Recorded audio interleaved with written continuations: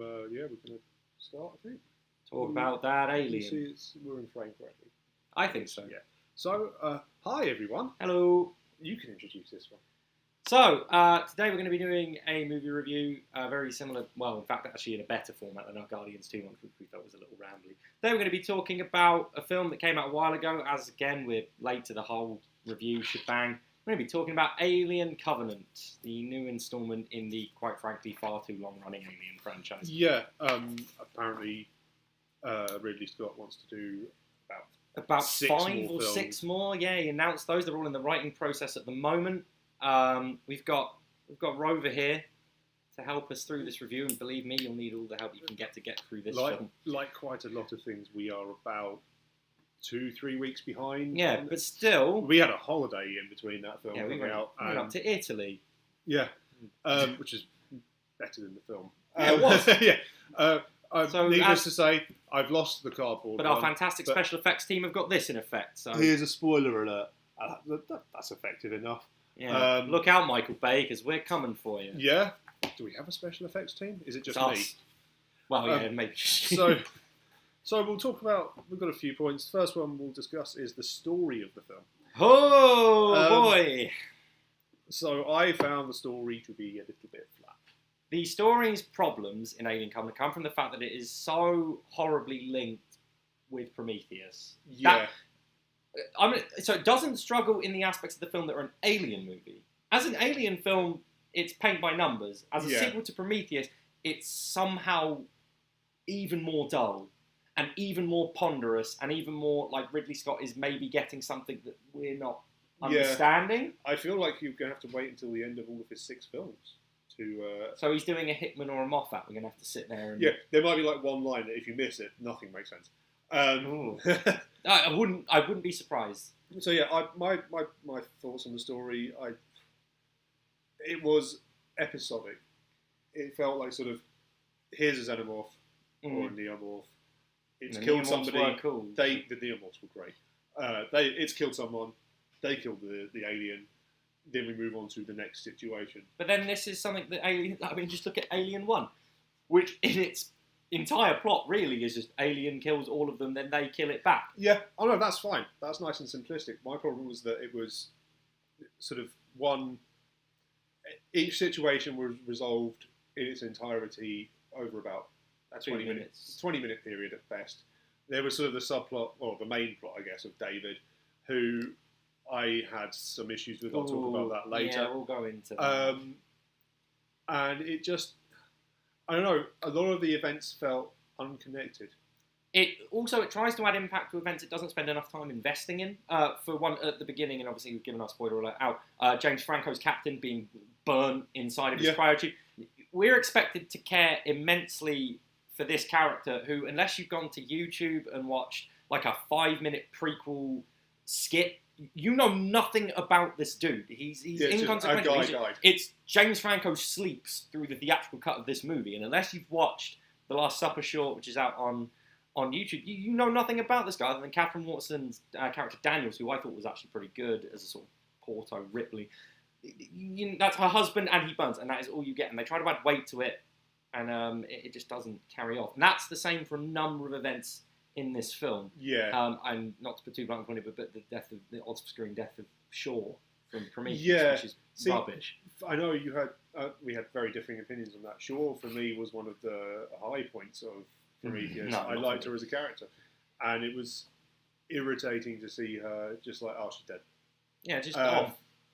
And no explanation for that. It wasn't even completely confirmed that David was the one that killed her. It's sort of implied. But then the film is so unclear on so many points, you kind of lose that in all the other kind of what's going on kind of stuff. I guess moving on to the next point, special effects. Special effects range from being like the guy in the neomorph suit to the CGI xenomorph. The CGI xenomorph was awful. But I think worse than the CGI xenomorph is the CGI chest burst that comes out of Billy Crudup that does a little dance routine that Michael Fassbender teaches. And it's like, hey. But then, like, the things like the ship looked amazing. And the engineer's homeworld getting nuked. That was so good. I think, actually, effects-wise, most of it was great. It was just that that horrible movie. It was over animated. Yeah, well, yeah, exactly. It's what we said. We found that the Xenomorph, if you go back and watch the original 1979 Alien, the Xenomorph, because it's a dude in a suit, it's got this really horribly slow movement, and it's still really imposing, despite the fact it's moving really slowly. Whereas in this one, it was like a spider desperately trying to escape a shower, trying to wash it out down a plug hole. Yeah, and it sucked. Yeah, worse than the CG in Alien 3. But then that was fleeting, whereas this that was like 1992, so you could forgive it. But then I genuinely think, in terms of stuff like the way the Xenomorph looked, Star Trek was doing it better with Voyager, with Species 8472. Yeah. I mean, it was a lot more simplistic, but yeah. Onto the acting. What did you think of it? Patchy film. Fassbender has to play two roles in this film, and I'm all on the Fassbender hype train. I always like everything he's in. I even considered going to see Assassin's Creed because I like him. I didn't, but I think he's really good. I think Catherine Waterston, coming fresh off a really good performance in Fantastic Beasts and Where to Find Them, and I think she looks really good in the upcoming Logan Lucky, the Steven Soderbergh film. She's really good in it. She is kind of playing a sort of cut and paste new Ripley, and I thought Danny McBride was really good as Tennessee, who really, just because he wears a cowboy hat and talks with a bit of an accent, does become one of the only characters with personality in the film. Other than that, the Expendables, the members of the crew that are just there to kind of die, are just so one note. I barely remember any. Exactly. I can't tell you a name of any of them, and they have them, but I can't tell you. My feelings with this film were that, for the most part, the acting was fine, but it didn't go much beyond that. Even David and Walter. David and Walter have the issue though of having that awful "I'll do the fingering" scene. That is which a thing. I had to put my hand in my mouth to stifle the laughter. My problem with Fassbender's acting in it, I thought he was great in Prometheus. He was probably the best element of Prometheus. Him, and I'm gonna throw Guy Pearce in as a good thing from Prometheus because I liked him.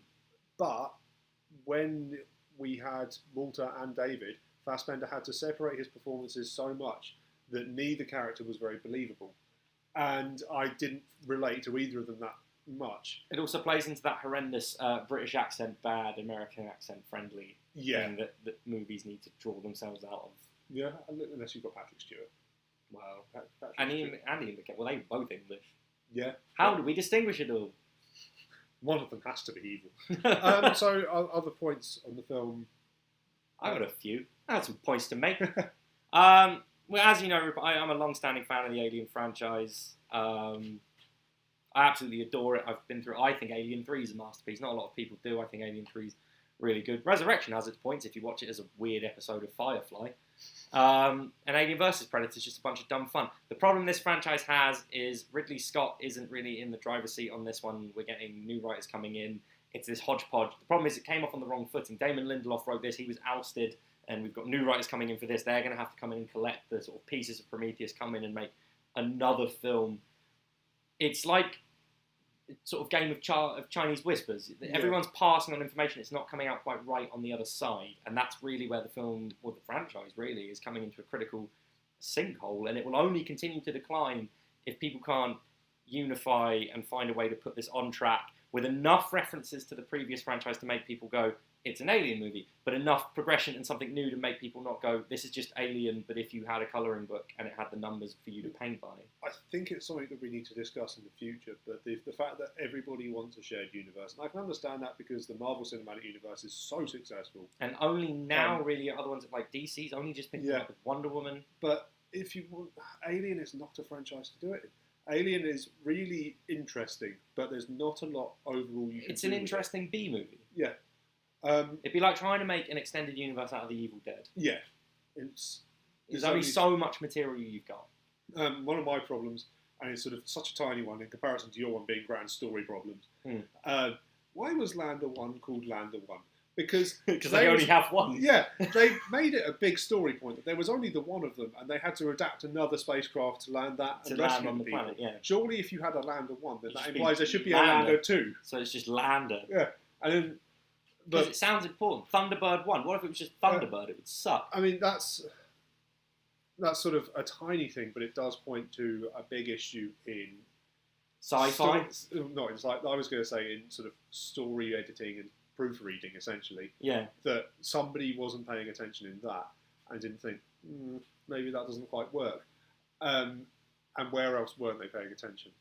Well, and if we're going on the other stuff points, I'm gonna go in and do my positives because I think there are some, and I'm gonna go. The opening act exclusively uses Jed Cazell, who did the score for this film, did a really remarkable job. I'm a real stickler for film scores. The opening bit uses a lot of Jerry Goldsmith cues from the original movie, but then moves into its own. It's a really good soundtrack. I love the opening titles revealing the Alien title like the original movie did. And despite the last bit doing essentially a 30-second recap, like you're watching an episode going previously on of the first Alien, there were bits that I really liked. I thought that Daniels was a really compelling sort of like underdog fighting the Alien. It's not as good as Alien 1. It's never going to be. You're not going to get a film as good as the first Alien, even if you do have Ridley Scott involved with it. It's, as you have said to me before, you said they wrote themselves into a corner with the ending, and really, yes. where do you get yourself with that? I mean, I've got my positives, but the ending is a bit... The ending is kind of, you either go so predictable or so boring, and neither way is going to sit very well with... And tragically, they went viewers. Predictable. Yeah, I almost wouldn't have answered it. I think I would have maybe put some hints as to who it was at the end. I know we put a spoiler alert up, but I won't spoil that. Yeah. Let them all disappoint themselves. Yeah, I would have maybe left it to be answered in the next film. But yeah. So really positives for me, I think the Neomorph was brilliant. I would have almost rather see a film with just the Neomorph rather than the Xenomorph. Well, I mean, it looked cool, and it was like it was new, and it had the dude in the. That was the only practical alien effect, other than maybe the facehugger. I think that was. I think the Xenomorph did have a practical effect. Where? I don't know. I wouldn't have an answer to that. I haven't seen a making of for that film. We avoided them.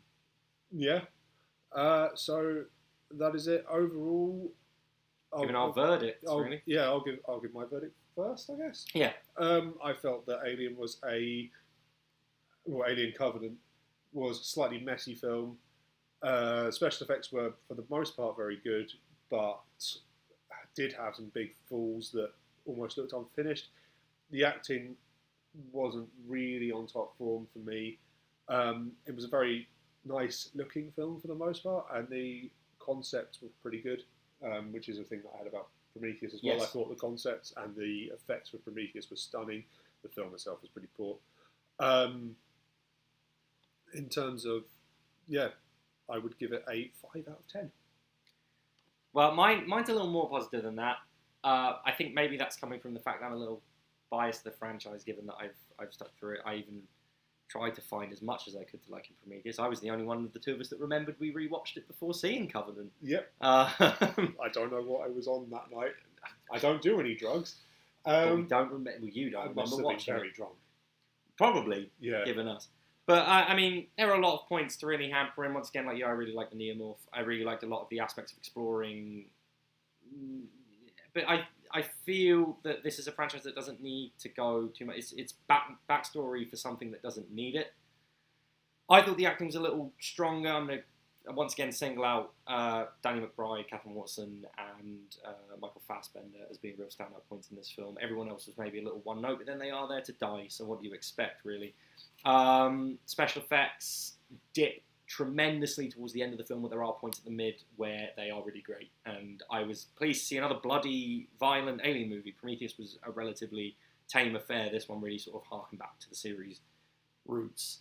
I'm going to be a little more positive about it, but not by much. For me, it is getting a 6 out of 10. So that's sort of a 5 out. I'll give a 5.5 out of 10 collectively. Yeah. It's worth maybe a rent. Not to cinema and not to buy, but when it's on Netflix, give it a go. Yeah.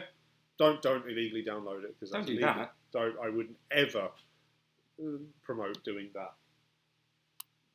But yeah. So that was collectively our review on Alien Covenant. Thanks for watching, and once again, you know what to do. You can say it this time, because I've done it a few times. So like, subscribe, leave a comment. Apparently that helps channels and videos become more popular. I'll put our Twitter handles down in the description. I'm Rupert. I'm Josh. And if you've got all the way through this, thanks for watching.